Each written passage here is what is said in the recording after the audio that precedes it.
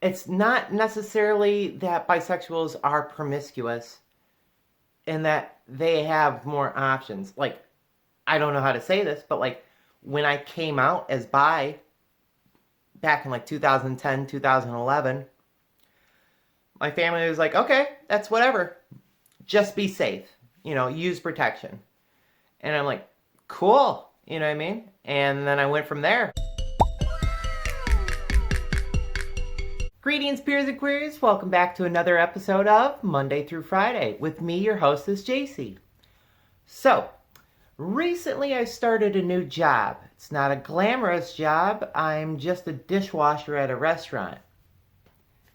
But this is the beginning of a new year and I'm trying. So yeah, I'm in the back of the house working with the kitchen staff and I'm a dishwasher.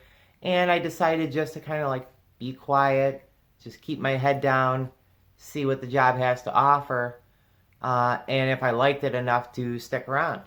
This is now like the second or third week that I'm working there, and I'm starting to open up and get to know these people more than just, hey, where does this go? What should I do about this? But like actually like, tell me about yourself. One of the interesting things that I found out was a lot of the folks that I work with, and there's about like 7 or 10 that I work with on a daily basis, a lot of the people that I work with are rainbow. Just gonna grab a little bit of coffee real quick.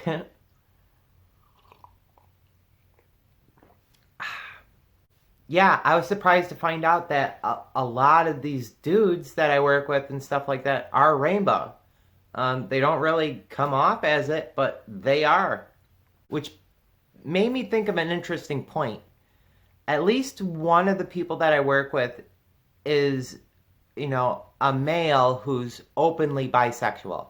Like, openly, this is who I am. I am attracted to more than one gender. And I'm like, this is fucking awesome, because, like, I'm bisexual too. And, like, there's a commonality there. Bi representation is not something that you see often enough. In fact, I'd say that towards the back of the alphabet, you got the LGBT. And once you get past the LG, representation kind of falls to the wayside. It's only very recently that we're starting to see positive representations of bisexuality outside of Doctor Who episodes. But like, it's only recently that we're starting to see bisexuality becoming like a viable like third option between hetero, homo, and then just in the middle. I like them, I like them, I like him, I like her. I'm noticing more and more that like even friends in my friends group and stuff like that are bisexual. In fact, most of them are bisexual to some degree or another. They are definitely on the spectrum.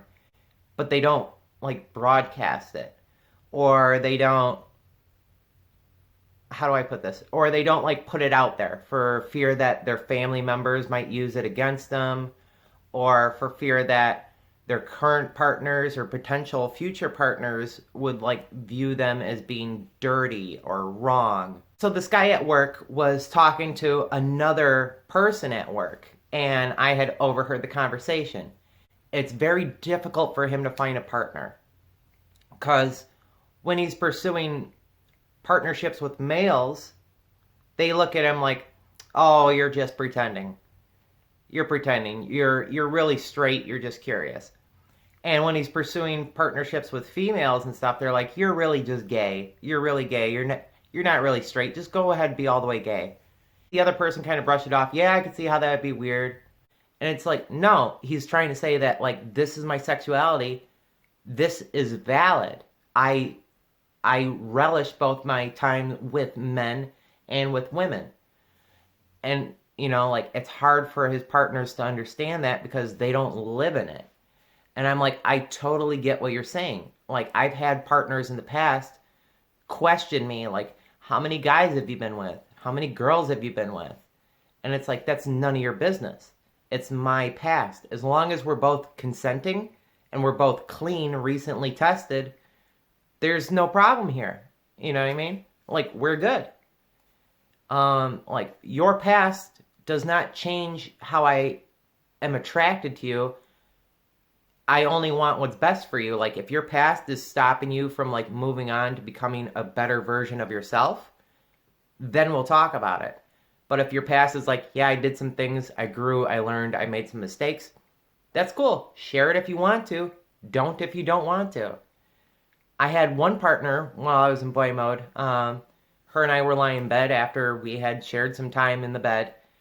And she, just flat out asked me, I'm curious, how many guys have you been with? And it wasn't in a like actual curiosity. She was trying to get me into like a mind trap. And I kind of shut it down right there. I was like, well, how many guys have you been with? How many girls have you been with? I need your exact body count.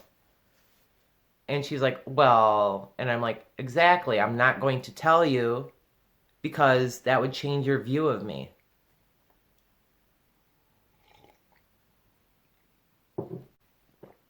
So, like, here's another thing. A lot of my friends are bisexual.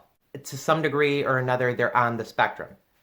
And they don't vocalize it, or they don't broadcast it, or they don't put it out there except for their close friends. They don't tell their families at all for fear that their families will try to change them or pressure them into getting in a hetero relationship or settling down right away.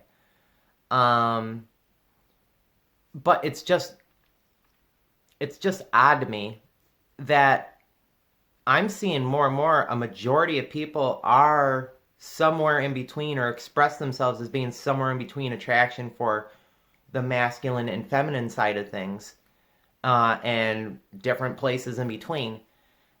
But they don't like live it because they're like, it would be harder for me to be fluid like that. It would be harder for me to live in between, or to not choose a side or pretend that I have a preference one way or the other.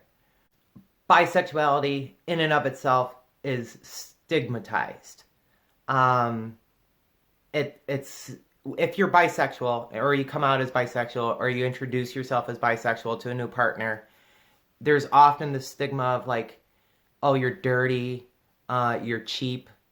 Another one is like you're promiscuous, that like no one person could satiate your appetite, that if you're with X, you're going to go after Y regardless. If you're with Y, what's stopping you from going back to X? And it's like, it's not that. It's like, I know plenty of bisexuals who are in completely monogamous relationships. Between my girlfriend and I, like, she's a lesbian and I'm bisexual. Early on in the relationship, until about like halfway in the relationship and stuff, she's like, isn't it great that we're like lesbians together? And I'm like, you're a lesbian. I know that you're a lesbian. But like, you do have to acknowledge the fact that I am bisexual, that I find attraction to more than one gender. She only really likes women and female energy. She has no use for any kind of male energy whatsoever. Me, sometimes I enjoy male energy. Sometimes I like a guy, like, hey, let me get that for you and stuff like that, or like loading things in your car, or a father being affectionate with their kid is really freaking hot. There's things to enjoy about the male aesthetic too. That's all I'm going to say on that one. But now we're at that point in the relationship where she realizes that like I'm bi. I like, more than one type of gender. I just happen to be in a homosexual lesbian relationship, but that doesn't mean that like I don't still like guys. That doesn't mean that like, like when I'm watching a movie and stuff like that, a hot guy comes on screen, that me and my friends and stuff like that will giggle and she doesn't even get it. And it's like, well, this dude's like hot. That's why they cast him. So yeah, for the amount of people out there that I've come across who have either had bisexual experiences or consider themselves bisexual, but don't acknowledge it, or don't tell anyone, or keep it bottled up and stuff like that, it's sad. And I've noticed too that they only find certain times where they can let it out, like around certain company, closest allies and stuff like that. Are they like, yeah, I saw this girl and you know what I mean? And it's like, I think that we're coming to a point now, in at least Western humanity. I think we're coming to a point now where it's becoming more acceptable to be a little bit more fluid, to express attraction to more than one gender, to go against the grain, as it were. In all actuality, when you think about it, bisexuality seems to be the common point. It's not like heterosexuality is the default at birth.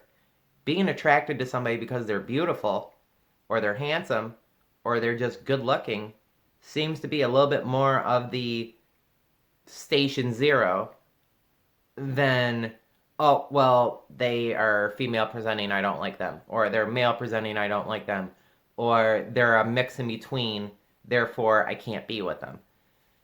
Like, if you find somebody attractive, you find them attractive. Now, if you're not attracted to like broad shoulders, facial hair, and stuff like that, and you don't like guys and stuff, that's cool. And if you're not like, oh, I really don't like how soft women are and stuff like that, or like the gentle or like the emotional aspects of women, that's also cool. You know what I mean? I'm not saying that one's better than the other. What I am saying is that there's a huge stigma against bisexuality, and I have no idea why. It's like bisexuality has been like completely swept under the rug for like a long, long time, but now I'm starting to see it more and more out in the wild that people are like, yeah, I'm totally down for whatever. And I'm like, okay. Now there are a few things that I will say real quick, because I have a D&D game that I need to DM here in a few minutes. It's not necessarily that bisexuals are promiscuous and that they have more options. Like, I don't know how to say this, but like when I came out as bi back in like 2010, 2011, my family was like, okay, that's whatever.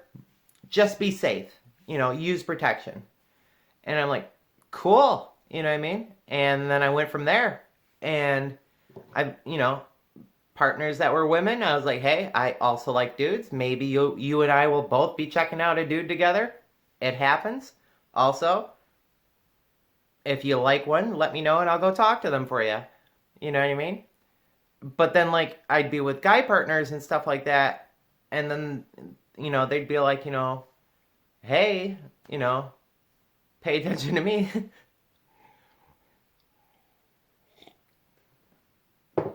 So anyways, just what I wanted to say on this whole aspect is, like, do me a favor, a social experiment, if you will.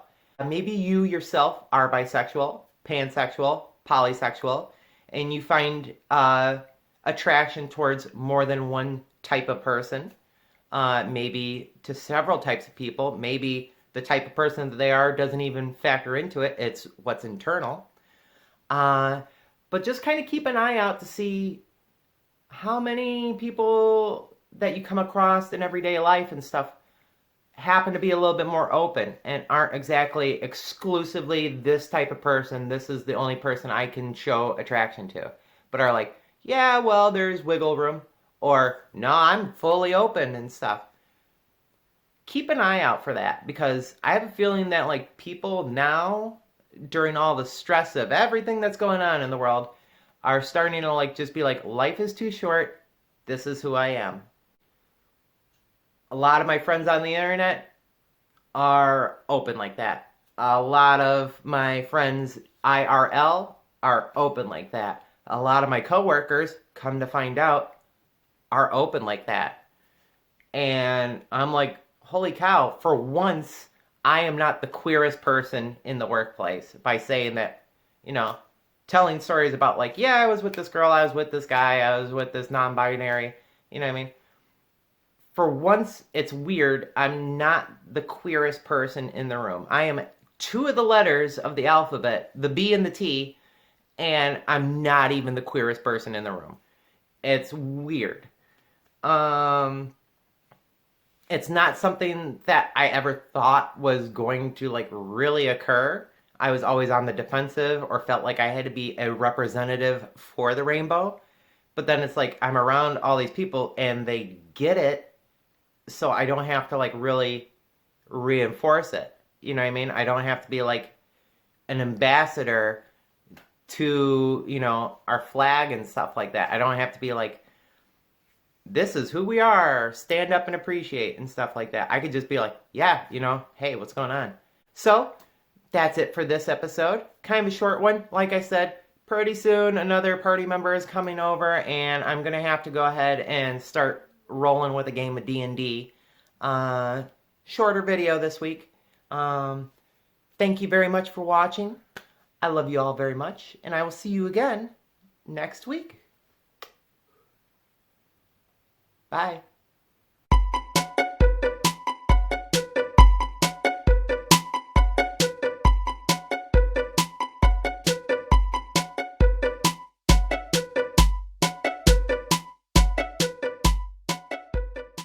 And real quick, because I have to DM a game of Dungeons and Dragons for my friends, my polycule, later on, and that's coming up soon.